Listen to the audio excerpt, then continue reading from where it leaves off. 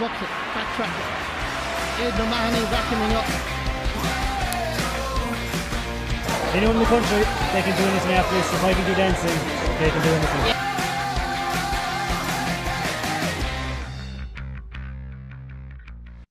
Welcome back, folks, to all the listeners and viewers to another episode with the extended panel. Joining us tonight, a man who ironically never had to worry about being on any extended panel. He was always comfortably on the matchday panel, be it in the green and gold of Kerry or for his own native Rathmore.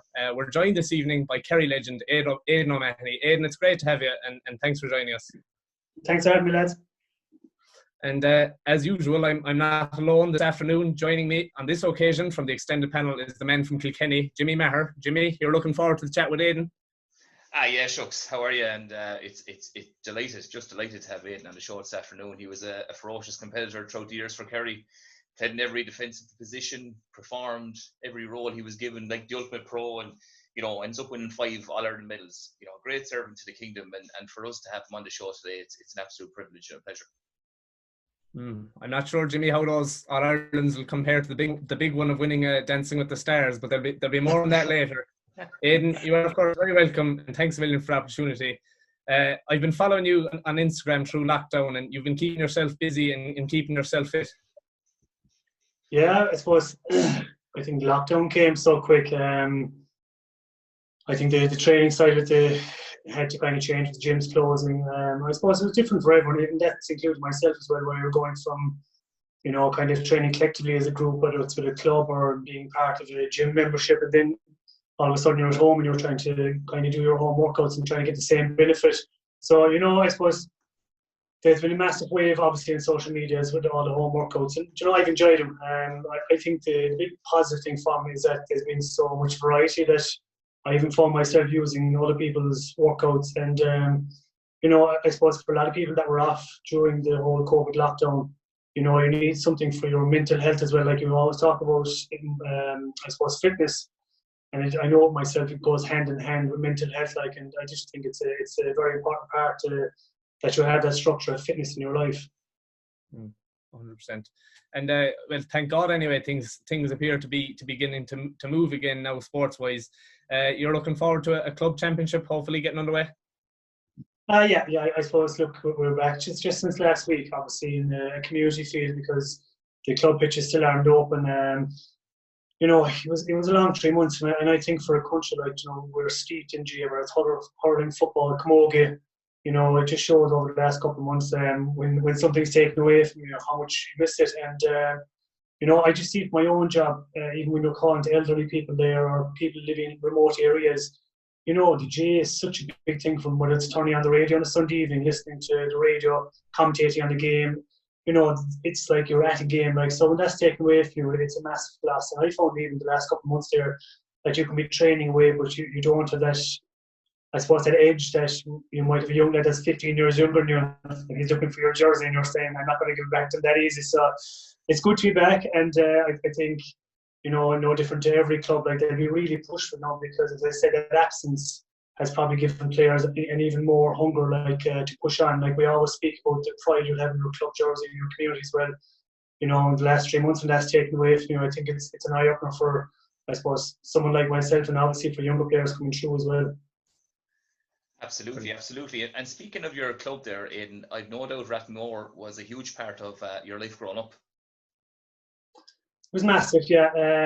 I suppose for me, when I started playing, I had severe asthma, and I still have, and it was tough. It was tough playing football. A lot of people I speak to, and you can ask them, why it was tough. You might get 20 minutes of a game, and I'd say I was kind of getting token runs for 15 or 20 minutes now. I think they were trying to mind my health more than mind myself. But that was probably what fitness brought to the whole asthma side. But the club side of it, I've been involved since '97. That's 23 years. Well, some lads say it's time to retire, but I'm actually still enjoying it. And that competitive edge is still there. But I owe my club. Obviously, without your club, you're going nowhere. And I know that's kind of a cliche thing to say, but I started playing minors in '98, and it was actually my trainer at that time was Seamus Cooper. And I'd say he was plaguing the minor manager, which was Charlie Nedigan at the time, to bring in this fella. And eventually got in, and I broke my nose. I missed the Munster final, but I came on for the All-Ireland semi-final in '98 for, I think it was the last 10 or 15 minutes. We lost by a point to Laois. And, it was just amazing for, I suppose, my own family as well to talk out and play inside in Croke Park. Kerry were playing Kildare the same day. That result didn't go too well either because I was training in Kildare today. So, and I've seen down through the years, like the biggest thing I will say about clubs is that, when you win an All-Ireland, the Mondays and you're coming home, but when you lose an All-Ireland, the Monday is a very lonely place, let alone the Tuesday, and your club is always there from you the following Thursday or whenever you decide to go back with open arms. It's the only kind of solace that you'll have when you either finish playing football or you lose something. And I suppose for me, I've been very fortunate that way, that we've a fantastic club where, I know the guy training us at the moment, Derek Mine, his dad, Dermy, trained me when I was under 10 and 12, and like he's still doing the water bottles and stuff like so. When people ask you about tag out for a club, it's easy to tag out when you have these fellas that are involved year in year out, and getting, I suppose, the pride they get out of it is watching the players coming through and the young guys coming through, and so like clubs are everything. You can play into county and everything, but at the end of the day, your club is everything. Absolutely, there's a great togetherness and great spirit in your club, and you spoke there about representing Kerry. What that means for your club is absolutely massive. Your coaches who would have coached you at 10, 12 and 14, when they get to see you represent Kerry and wear that green and gold jersey, it brings great pride to those guys because, you've come through their hands, they've worked with you, and to see you play in Croke Park on an occasion like an All-Ireland final day, nothing better for a club. Yeah, and I suppose, Jimmy, the biggest thing then is probably we don't thank them enough. I suppose you go through so many hands of coaches in your club that when you get into county then you go into kind of a bubble. That's why I always kind of said about the inter-county scene, you're with 30 fellas for 9 months of the year, and like it's like you're wrapped in cotton wool and you kind of forget about the outside world, and everything then is geared towards those 30 players. And obviously different Kilkenny, like your year is geared towards an All-Ireland every year, and if you don't win All-Ireland, then you get seen as a failure. That was kind of ingrained in us as well. And it's a good thing for life. It means like that you want to win, but winning isn't everything. But I think it's good to ingrain that in people, and there's that kind of, I suppose, onus on you then every time you put on that jersey. So yeah, it is massive. Like, and as I said, when you're going out on All-Ireland final days, you know who you're representing, and after a game, then you're still meeting those club players or those club coaches. And as I said, for me, I think the beauty thing was that every year we were very fortunate that we got an Ireland final. If we won an Ireland final, the first stop was in Rathmore, at the Rathmore train station. Like, and that's like boyhood stuff you could write away for, like where you're coming home and the first stop coming over the border is in Kerry, like in Rathmore, your own club, and you're taking the Sam Maguire off and you're laughing in front of a couple of thousand people, like, and those are they're amazing memories. I was probably fortunate enough that Tom Sullivan was playing me at the end of my career then. I was having Paul Murphy, won All-Ireland, and Shane Ryan won a minor, and Trevis bought like, so for players that are always playing, they'll always talk about the medal, but when you retire, it's the memories you look back at, because even though me talking to you, that's what it's those memories that come back to you, like, and so yeah, so they're cherished times to have. And as I say, look, very fortunate that we had a very good structure, and still has a great structure with the club as well. And just even, you mentioned there your transition, you're playing with minor. We actually had Mickey Ned O'Sullivan on the show there last week, and we were speaking to him about that transition from minor into senior level. And he mentioned that he, kind of an interesting perspective he has, is that if minors lose, with Kerry, if minors lose at minor level, he thinks that they go on to have more hunger at senior level. And that might have been the case with you. You won 5 All-Irelands at Kerry. Your first, I think, was in 2004 after making your debut in 2003. That's a really, really special moment for you to win that first All-Ireland after being brought into the senior setup. Yeah, and I've been speaking about this a lot now, even the last couple of months, where I suppose you talk about development squads now coming from under 14 up, and some players thinking, I'm not involved in the development squad now, do I throw my hat in? And I look at the minor thing, and exactly what you said there, Ty. If I look back at the minors in '98, I probably came in late. So instead of kind of going towards trying to get a jersey, I spent most of the time going home, I'd say after training, picking the first 15 and putting 8 other fellas in front of me in the panel, instead of kind of rewiring my mindset and saying, I have a good chance here to get on the team. And I just found after the minors then, I just got that bit between my teeth. I had a bit of belief, and I think I kind of backed myself more as well. Like in the following year, I was able to do the 21s. And I was kind of saying, I said, there was 7 or 8 lads, I think, from that minor team inside with me.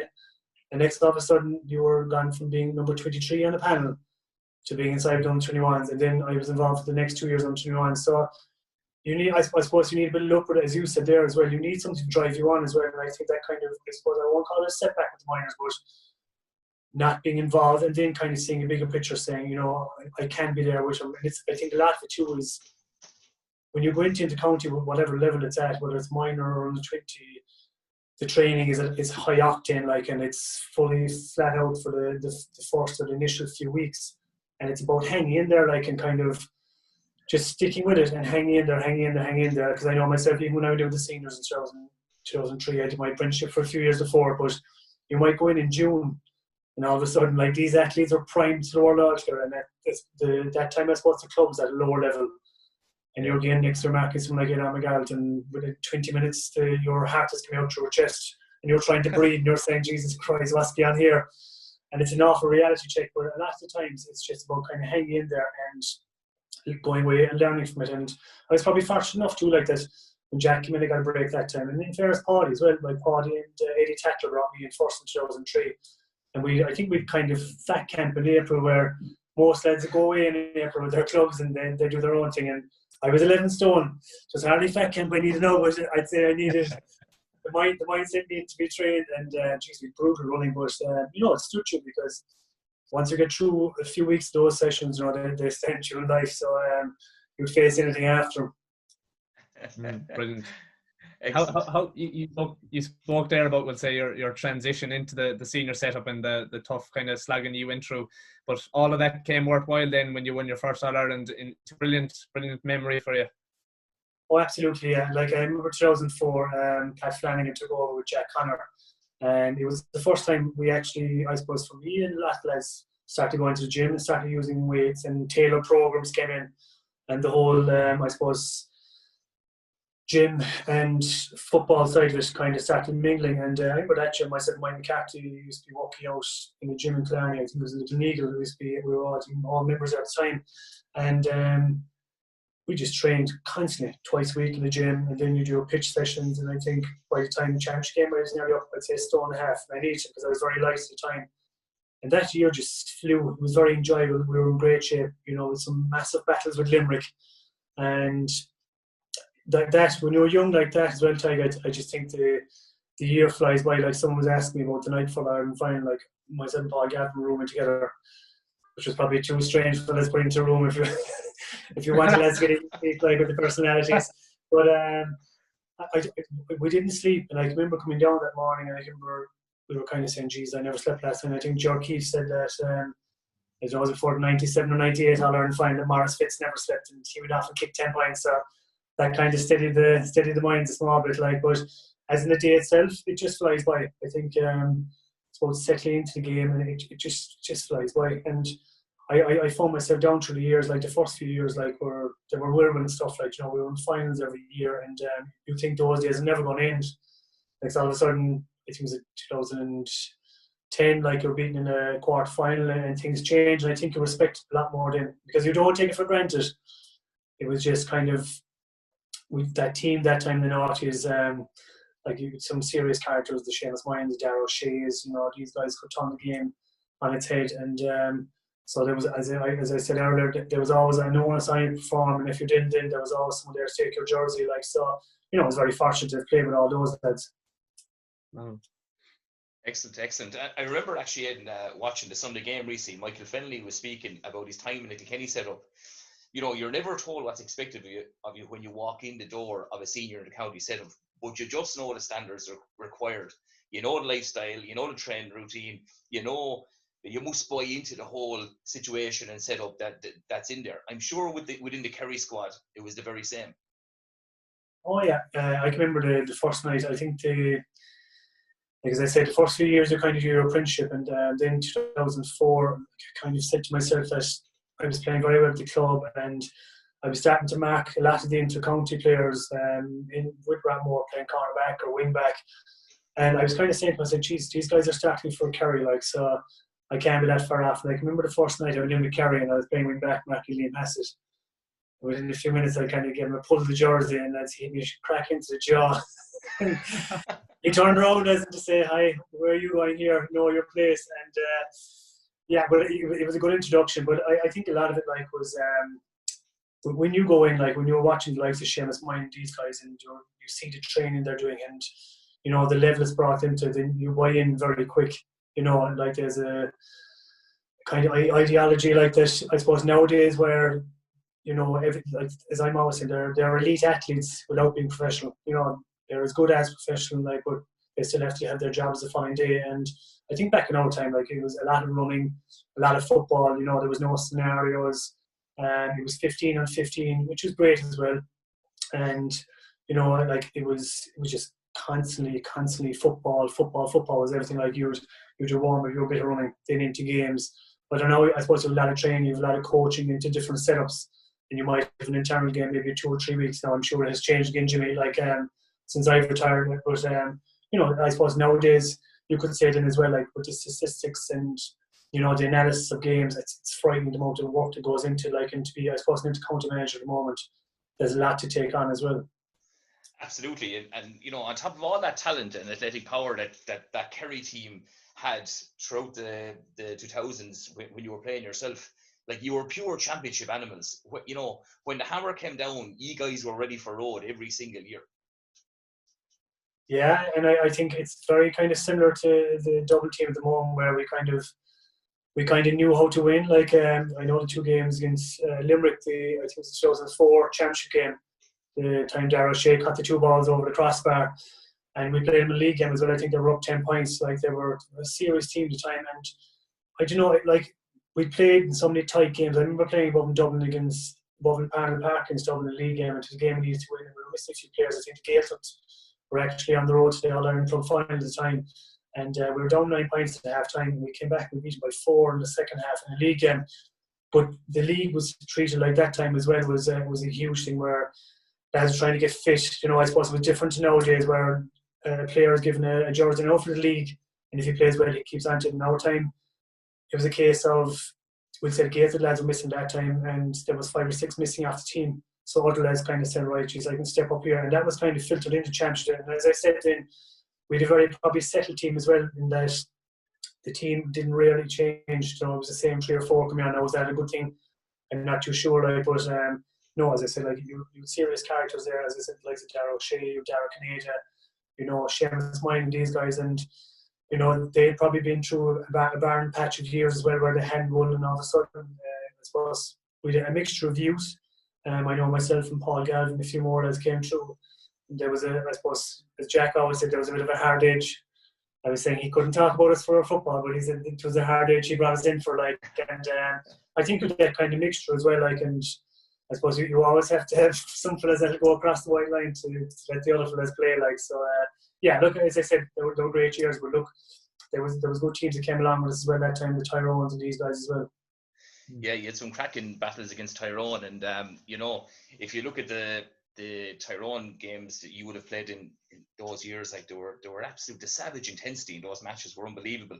But I suppose from my own point of view, being from Kilkenny, you would hear stories of Kilkenny senior hurling training, of when the lads get into training in the likes of June, July, and August. It changes. It changes to a different level altogether.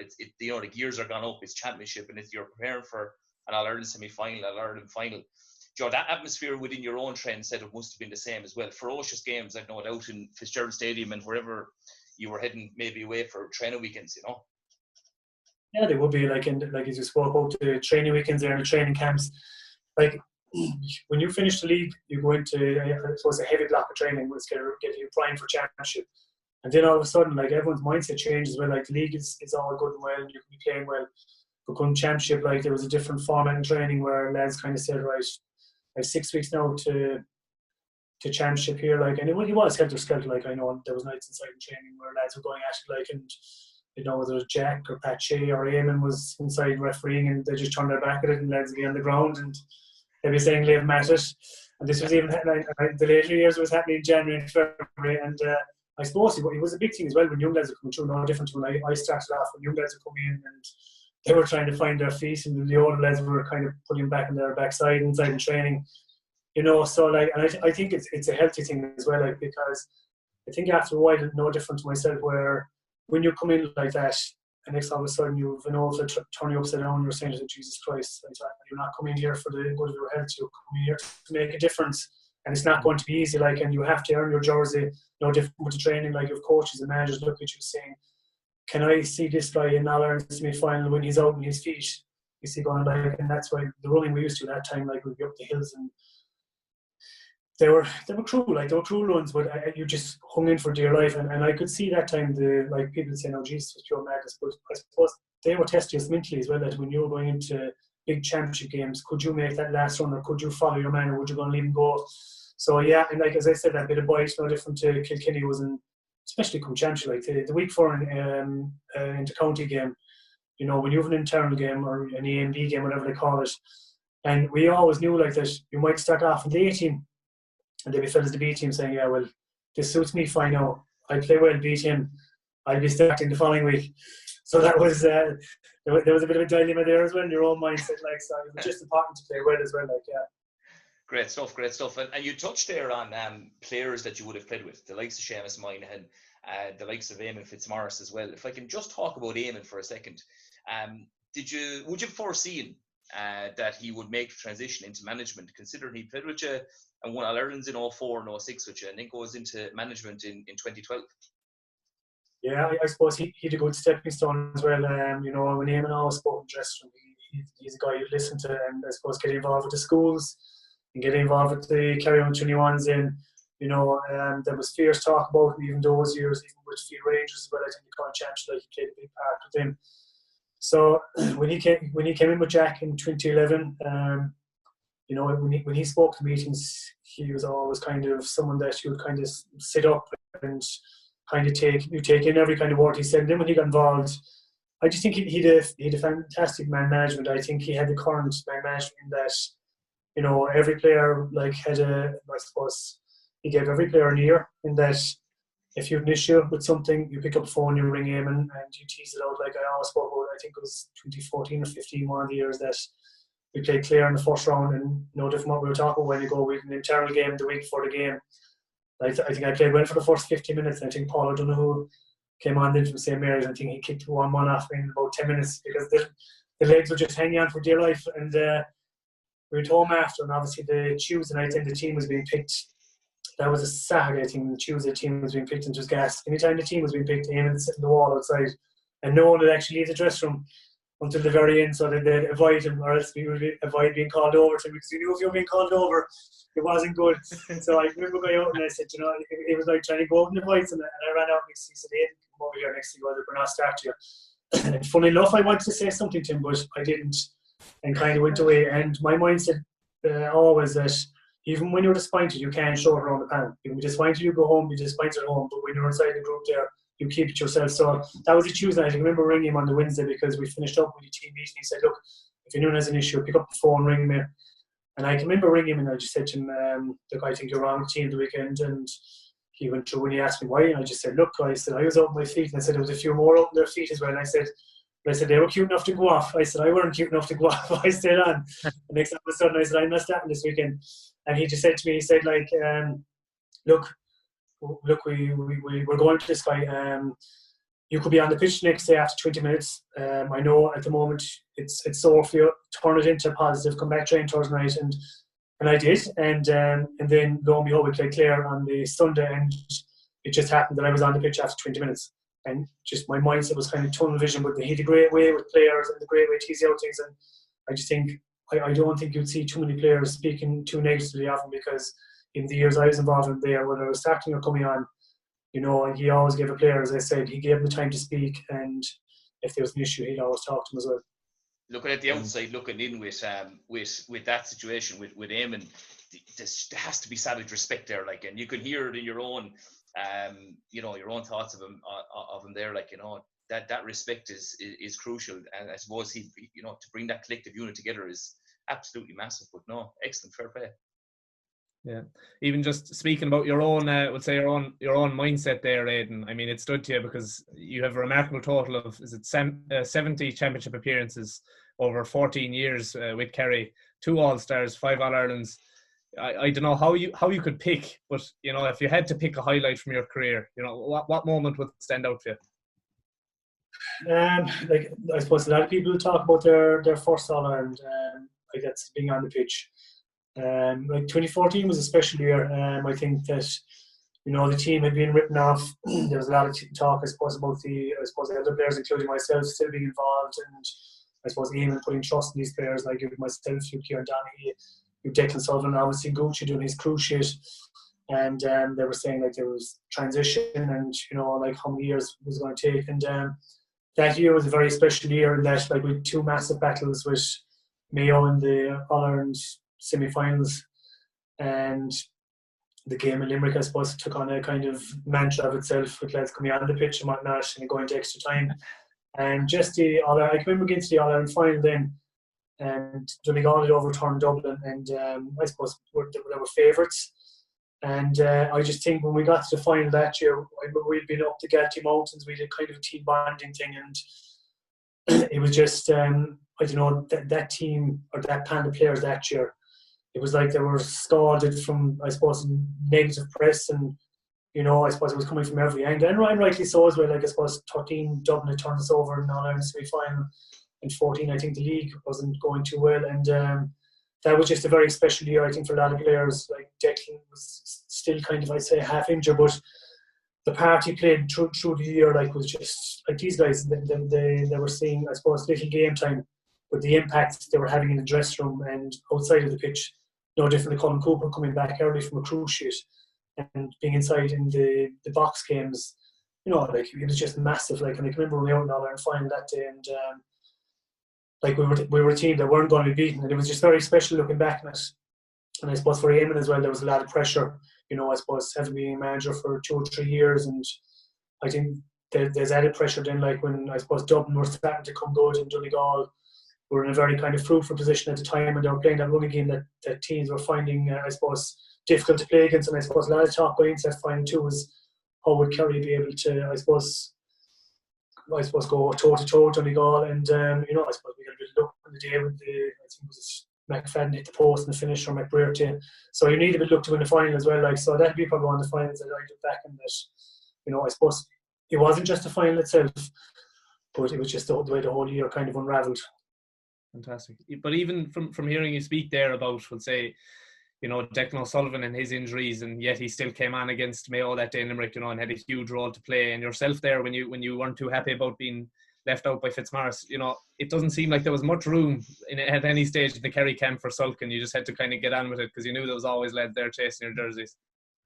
No, there was, yeah. And I think what I found the last couple of years is that we started getting into a mindset where a young lad would come in, like, and you'd actually only be coaxing him into the jersey, saying, look, that jersey's there for you, like, well, yes, you're going to have to fight for it, and we knew we were coming to the end of our years as well. And, like, it was all about Kerry winning, and that was the kind we all wanted to win. And I think we kind of started buying into that group and panel mentality. And as you spoke about Declan Sullivan there, he's probably one of the greatest players I've played with. And, he was just a fantastic guy in the dressing room. Jesus, he was just amazing. Anytime he spoke, like, you'd hear a pin drop, and he spoke about, like, crucial things in games, about players, about individually taking responsibility for yourself, and that was on and off the pitch as well. Like, and that group just bought into a severe mentality where, like, you'd like James Donoghue and Paul Gainey and Paul Murphy coming through as well, then, like, and Peter Crowley and these guys, so, like, as you said there, like, you kind of have to buy into that mentality, because if you're around the place sulking, then it filters through a team, and it can be, like, it can lead to more things worse than anything else. You just kind of have to kind of suck it up and say, right, I'm not getting my start here, or I'm not getting game time. And that's why I said the beauty about Aidan was that you could go back and say to him, look, why am I not getting game time here? What do I need to do? Then you go do it, and then you see if you get game time, like so. Super. And you mentioned there some of the brilliant characters and players you've played with Kerry, but you've played with some super players from around the country as well, from your times in the international rules. You've played, I think, on 2 occasions, and I'm sure they're memories that you cherish as well. Great tours to be involved in. Yeah, the 2006 was probably the famous one above in Crow Park. It was there was a bit of an onslaught for about 20 minutes of it.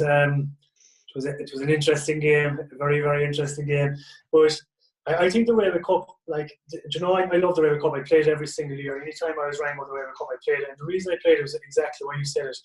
I played with some probably the greatest players from Clare and like Waterford, like the Gary Horneys, Mahony, Shea Lawton Erston played me every year. You know, we'd travel up the country and you'd have a night out after it. And these guys played those games like it was an All-Ireland final for them. And it was just amazing to see. Like, and I genuinely mean that, the guys from Limerick and Tipperary and all these guys, it was just amazing to play with them. Like we had some great battles with the Ulsters and the Leinsters and stuff. And we were talking there about the international rules as well. Like you'd be finished All-Ireland final, and 2 weeks later you're above in Croke Park again. You're pulling the head off of some fella for trying to make an international rules team, and you're going away then for 3 weeks. And you know, you might have been marking a month before. Next, all of a sudden, you're rooming with them. And I think that is the biggest beauty about the GAA, where, like, you know, like you'd see lads in games there and say, Jesus Christ, why is there pulling the head off each other there?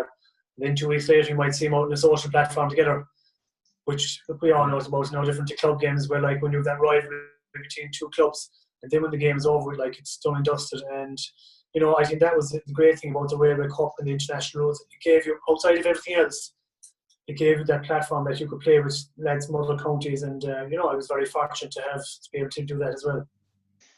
And when you come away from the Kerry scene, Aidan, in 2017, did you find it difficult to come away from that inter-county setup and the bubble of the Kerry setup and the Kerry players? I was probably fortunate enough. I took the road that a lot of lads wouldn't take, went off dancing. So the void was easy enough. It was actually funny enough.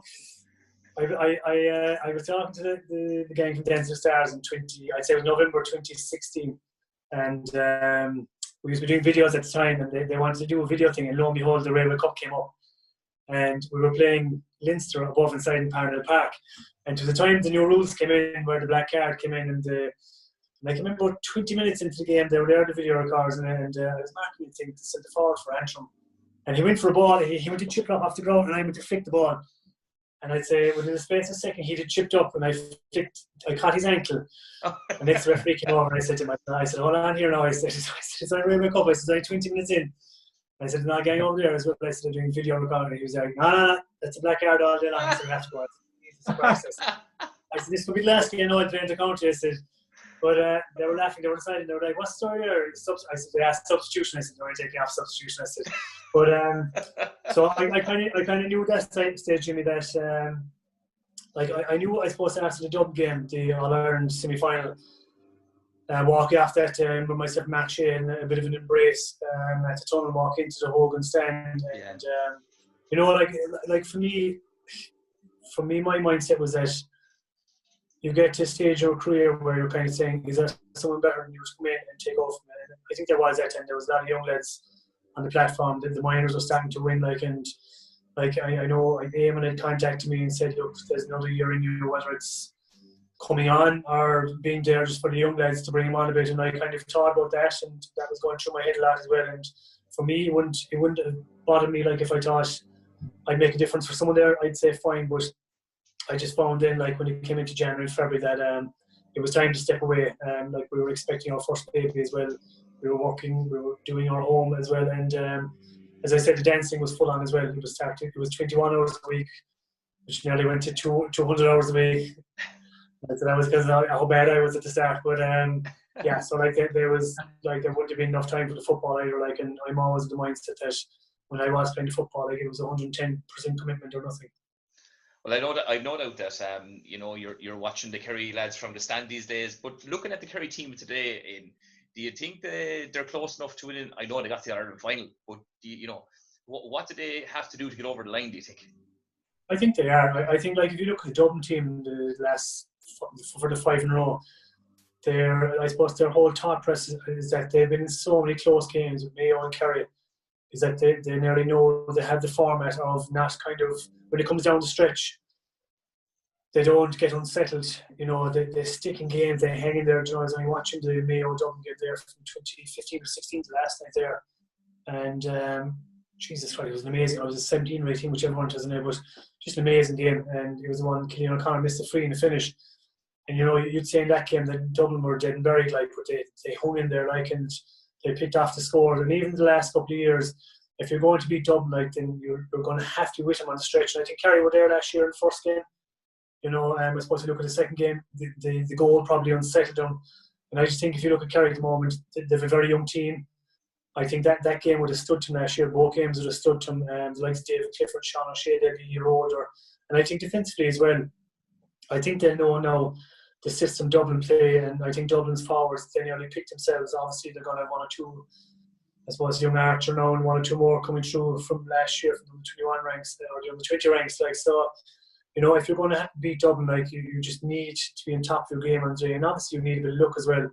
But they are the team to beat at the moment. And, I suppose we're probably very fortunate that we have the championship back to look forward to in October. But, who knows with the last 3 months how teams are going to fare now.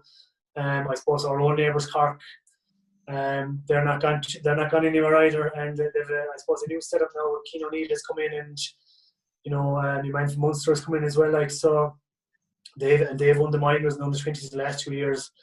So I'm sure they have something to say about this year as well. Lastly, Aidan, I suppose we'll have to touch on it a bit, just to get a flavour of it all. You mentioned the dancing there earlier on, and Dancing with the Stars in 2017. You won it that year. How does the buzz, would say, of the dancing, performing a big show, that adrenaline rush, how does that compare then to a big match atmosphere? Are they similar, or? Yeah, well, like we used to laugh every Sunday night after we went to Des Carl, and we used to be watching the league Sunday. A lot of them rehearsing myself, Des, and watching the football and the hurling. But people used to be asking me, like, is the buzz the same now? As I always said, if you're playing an Ireland final and you made a mistake within a minute and a half, you can rectify yourself. You have another 70 minutes to rectify yourself. With Dancing with the Stars, so you have a minute and a half max. And if you fall or do anything, you're kind of saying, Jesus Christ, this is not good because you're on live television. But like the Sunday night, for me, I suppose, like, it was something that I had never seen myself doing. I suppose someone coming from, I suppose, I want to say a background of a kind of a quiet person. I suppose I did a lot of my talking on the field and kind of brought my personality out. But to do something like that was something totally, I suppose, outside my kind of comfort zone. And like, there was a massive buzz every Sunday night. There were 240 people inside there, like, and they're down on top of you. Next, when you walk on the floor, there's a big massive shout, and you're trying to think of your steps, and you're trying to remember everything. Like, and the minute and a half absolutely flies, but like the training for it was flat to the mat. Like, I came back playing football at the club, and I don't think my feet were ever as quick. So if I had dancing back in my younger days, it might have helped my fitness as well. Like, but like, they talk about it's an art for them. Like, but they're phenomenal athletes. You take your hat off to them. Like, we talk about nowadays about mobility and movement, in fitness and in the GAA and how big it's have come into it. And if you watch them when they're dancing, geez, they can do anything with their body. Like, so they're just amazing athletes. And I think I've taken something from that as well. Like, even the last couple of years, the way I kind of train the body more now, with mobility and movement being a massive part of it. Obviously with the strength side of it as well. Like, so look, you learned it from me, and for me, like, that it's no different to football. Like, it was a case of doing something new, hanging in there, and leaving it all out there then for the final. Like, so it was an enjoyable 12 weeks. Fantastic. Well, fair play to you. I suppose, Aidan, just before we finish up, because we're kind of running out of time here, we usually finish with a kind of a rapid fire question round, just to put you on the spot, if you'd be okay with that. No bother. So I'll just put you on the timer here, and we'll go in 3, 2, 1. The best footballer you've played with? Declan Sullivan, Colin Cooper, Seamus Moyne, Dara Shea. Best footballer you've played against? Best footballer I played against? John Galvin, Limerick. Favourite sport outside of football? Soccer. Twitter or Instagram? Instagram. Messi or Ronaldo? Ronaldo. Last book you read? The All Blacks. Your favourite venue to play in? Fishtown Stadium. One sporting event you'd like to attend?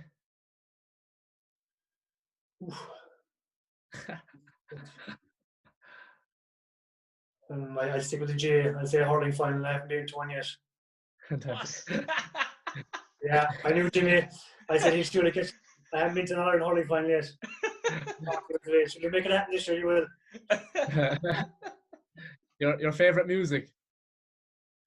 Oh, Jesus. Anything to do with fitness. And your favourite podcast? Favorite podcast? I liked Two Johnnies or Blind Boys good as well. Thanks a million for the phenomenal interview. You were an inspiration growing up for my generation and so many more young people. A stalwart at centre back and in defence. A great clubman and a gentleman as well. Aidan, thanks a million for joining us on the show. And Jimmy here will be in touch for a few dancing lessons before we head back to college next year. No bother at all, Jimmy. Anytime. Thanks. Thanks, Thanks, lads. Great talking to you, boys. Thanks a million. Thanks, lads. Just before we finish up with today's episode and bring today's episode to conclusion, last week, as you may have seen on our Instagram or Twitter pages, the extended panel made it to third place on the Apple Podcast Football Charts of the Week. So thanks a million to all our listeners, followers on all social media and on Spotify and Apple Podcasts, and to learmedia.com and our YouTube page for getting us this far in just our first season. So thanks a million, and we'll see you next Sunday with a brand new episode.